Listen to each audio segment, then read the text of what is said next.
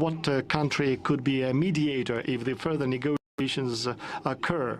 India, I'm in contact with my partner. लेकिन वहां पर प्रेसिडेंट पुतिन ने 44 मिनट की तवील तरीन तकरीर की है। फिर उन्होंने कहा कि यूक्रेन के साथ हमारे मामलात ये जो तय हो सकते हैं तो उसमें इंडिया भी कर सकता है। बहुत बड़ी खबर, रूस भारत ही मध्यस्थता यहां पर करवा सकता है, यह भी कहा गया।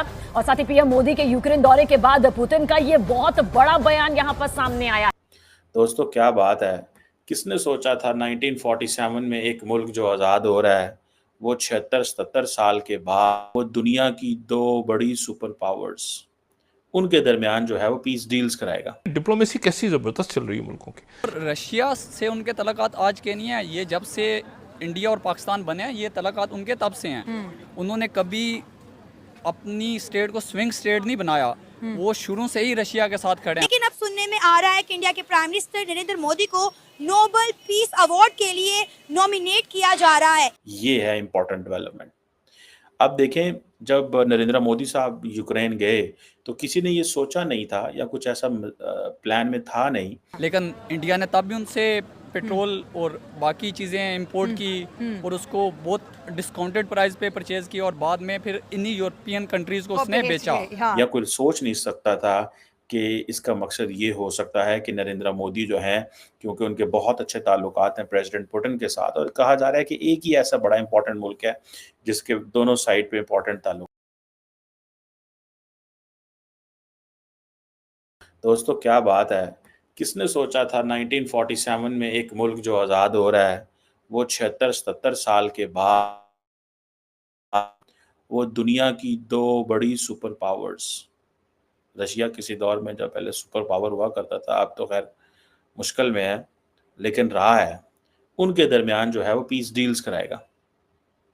अब जो मोदी साहब की कॉल आई है बाइडेन की और मोदी साहब ने कॉल की है पुतिन को, ठीक है जी, और एक ही बात हुई है और बात हुई है यूक्रेन के ऊपर, बात नहीं हुई बांग्लादेश के ऊपर, बात किसी और टॉपिक के ऊपर नहीं हुई, ठीक है। सो इसका मतलब ये है कि जो इंडिया की मदद है अब अमेरिका को चाहिए, ये है इम्पोर्टेंट डेवलपमेंट।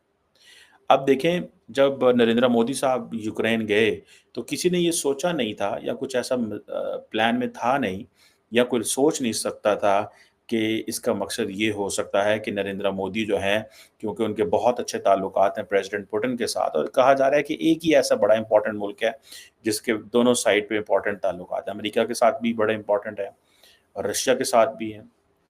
अब चाइना के अमेरिका से उस तरह के अच्छे ताल्लुकात नहीं हैं कि वो, लेकिन उनके रशिया के साथ ज़रूर अच्छे ताल्लुकात हैं, ठीक है।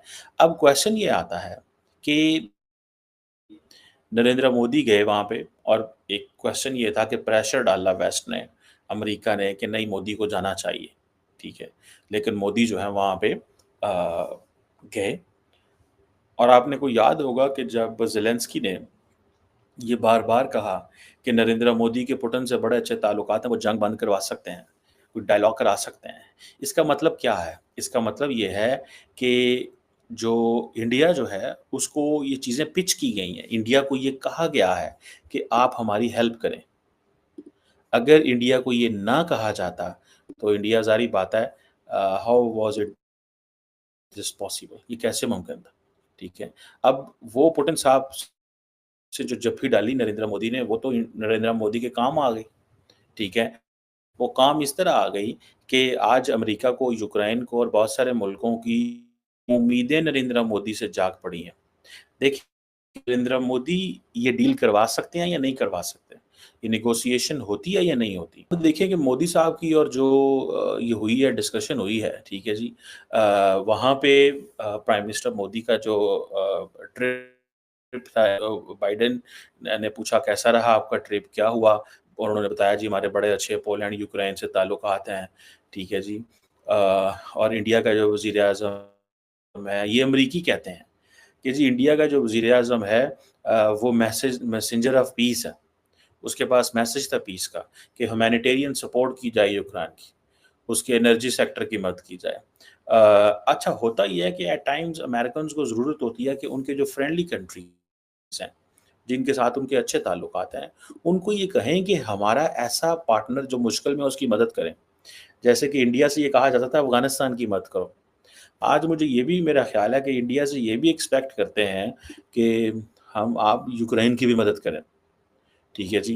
गो के अब हर जो भी टेलीफ़ोन कन्वर्सेशन या जो कॉन्टैक्ट होता है, उसमें क्वाड का ज़िक्र होता है, इंडो पैसिफ़िक का ज़िक्र होता है, बायलैटरल ताल्लुकात का ज़िक्र होता है, ठीक है जी। और ये चीज़ें हैं। अच्छा, वैसे एक चीज़ है कि सुनने में आया है कि जो मोदी साहब जो हैं उन्होंने उनका जो वो रीड आउट है, उसमें बांग्लादेश का ज़िक्र है कि बांग्लादेश की के हवाले से बात हुई है।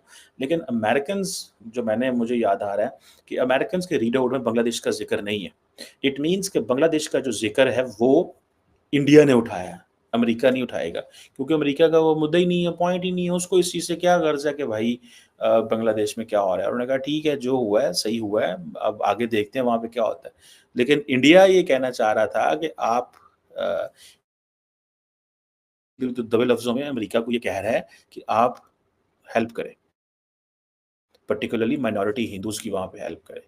सो इंडिया अपना वो जो हिंदूज़ का मंत्रा है, उसको लेके आ रहा है। क्योंकि इंडिया क्या करता है कि इंडिया अमूमन लॉस एंजेलिस हो, कैलिफ़ोर्निया हो, ईस्ट कोस्ट हो, वेस्ट कोस्ट हो, इंडिया ये जो हिंदू की जो रिलीजियस प्लेसेस हैं, उन पे जो हमले होते हैं, उसको ज़रूर टेक अप करता है। ये इंडिया ने काफ़ी देर से ये किया है।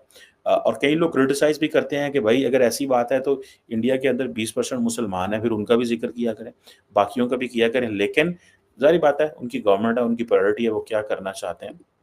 लेकिन क्वेश्चन तो ज़ाहिर बात है उनसे पूछा जाता है कि आप एक मज़हब का करते हैं तो दूसरे मज़हब का भी किया करें। ख़ैर, ये जो अब चीज़ है, इससे ये पता चलता है कि और साथ ही फिर मोदी साहब ने पुतिन को भी कॉल में ला दी।